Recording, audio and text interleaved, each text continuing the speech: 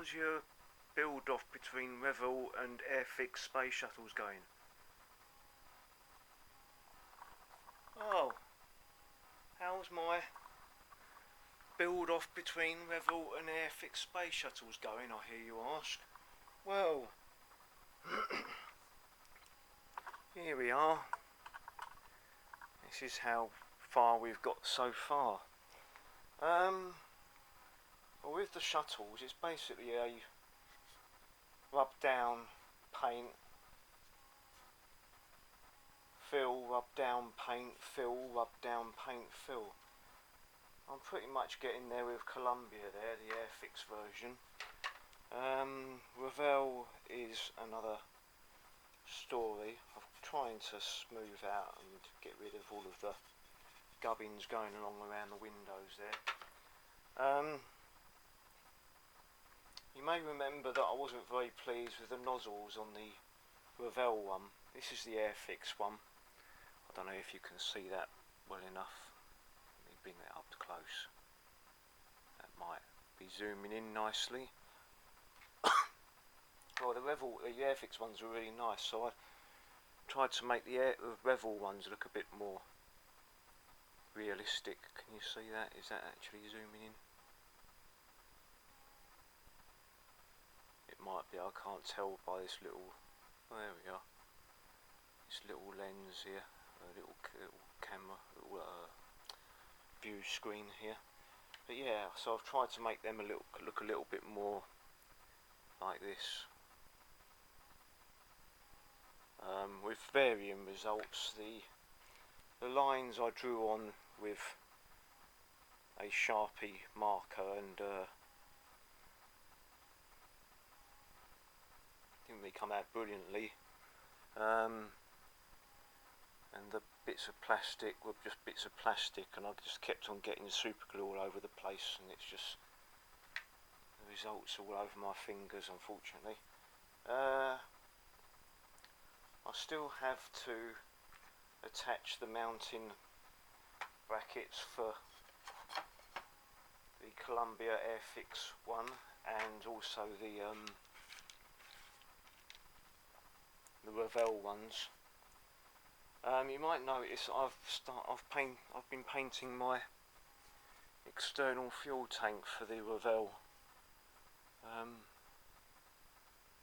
It's pretty much there, I think. If anything, I've got to add loads of splotches of this creamy coloured paint all over here and make it look a bit mucky and dirty as they are. I've also, well, I was painting it and I managed to drop it, and I busted off one of the little tabs here which hold the Space Shuttle on, and the little nose aerial bit bent over, so I've just sort of super glued that into place. I'm not sure how accurate it is anyway, but then I was looking at how it mounts on here anyway, and I've been trimming it down, and I think I'm just going to put magnets on there as like I did on the Moonraker, and then have a, I don't know if I'm going to have a magnet at the front here. This seems to be holding quite well on there. But I was also toying with the idea of making this into a launching off the launch pad with loads of smoke and loads of lights, LEDs in there. Sort of the final launch of Space Shuttle Atlantis, any of the space shuttles, and this one was going to be just in mid-air, hanging upside down maybe, as it would do on its bits and pieces. I think the transfers are going to be okay, well, they're going to have to be, because that's all I've got.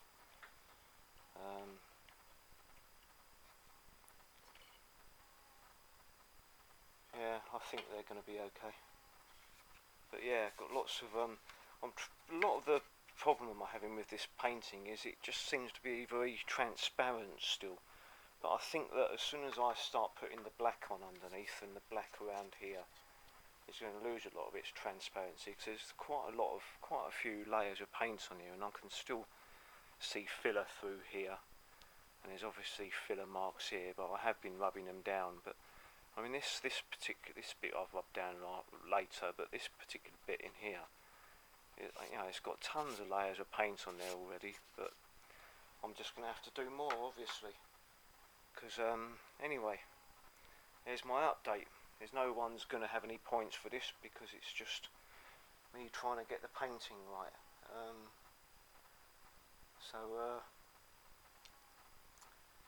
Yeah, I wanted to show you this very quickly. This is the Airfix painting guides. They give you so many guides for all of the different space shuttles, and it's really, really well done, I think. The painting guide you get, there's another one, Enterprise and Pathfinder. Pathfinder was a test vehicle, full-sized one. And there's Enterprise, 1983 is the date. 81 to 86, because that's when it obviously blew up. Was it 86? But yeah, all of the space shuttles, and all in their different guises of different paint schemes of varying different sets of heat resistant coverings. Yeah, very good. What do you get with the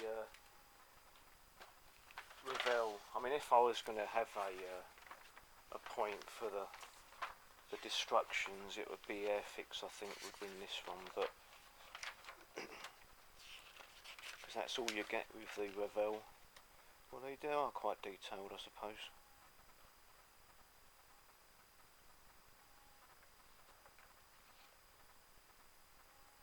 Yeah, anyway, that's this little video, just to make you see that I haven't completely forgotten about my space shuttle. There's my Moonraker finished. Well, I'm not sure whether it's finished yet. I'm debating whether I should weather it and do all of the panels like they are on the actual kit, but also in one of the models there's some markings here, but unfortunately these two shouldn't be there, and I don't think these two should be here either.